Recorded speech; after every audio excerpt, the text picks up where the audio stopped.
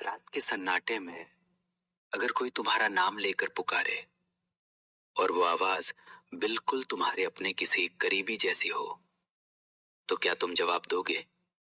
क्योंकि भारत के कुछ गांवों में लोग आज भी मानते हैं, रात में अगर कोई नाम लेकर बुलाए तो जवाब देना आखिरी गलती हो सकती है।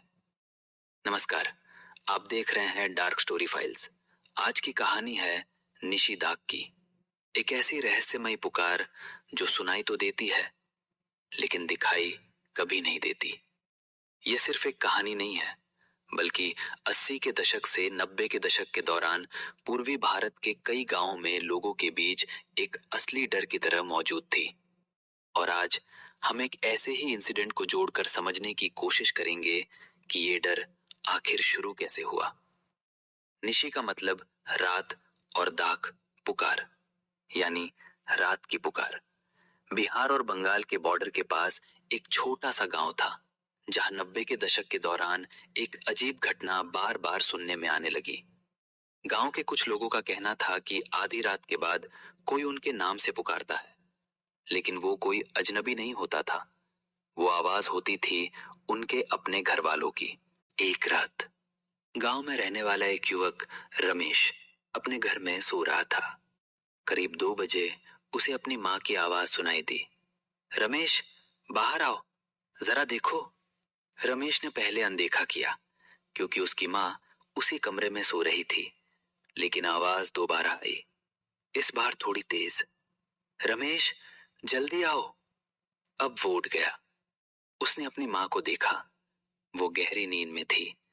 दरवाजे के बाहर फिर वही आवाज, धीरे और साफ, रमेश।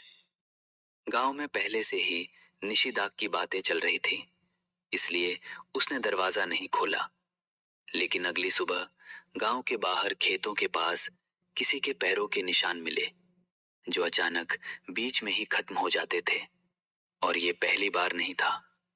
गांव में 2 और लोग पिछले महीनों में ऐसी ही आवाज सुनने के बाद रात में बाहर गए थे और फिर कभी वापस नहीं लौटे।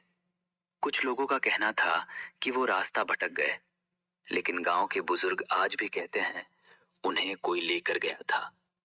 इस घटना के बाद पूरा गांव बदल गया।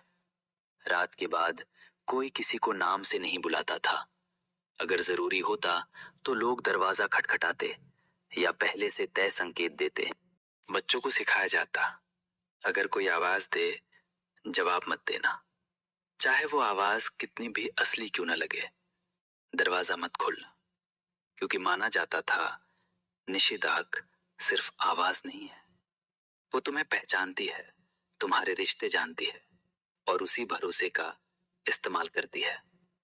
आज कुछ लोग इसे एक अंधविश्वास मानते हैं, कुछ कहते हैं ये डर और अंधेरे में पैदा होने वाला भ्रम है, और कुछ का मानना है कि ये एक ऐसी चीज है जिसे हम अभी तक समझ नहीं पाए हैं।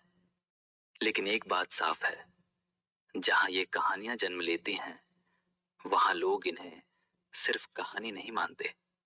तो अगली बार अगर रात के सन्नाटे में कोई तुम्हारा नाम लेकर पुकारे, तो जल्दी में जवाब मत देना, क्योंकि हो सकता है वो वही ना हो जिसे तुम समझ रहे हो। डार्क स्टोरी फाइल्स, जहां कहानियां नहीं, अंधेरे की सच्चाइयां सामने आती हैं।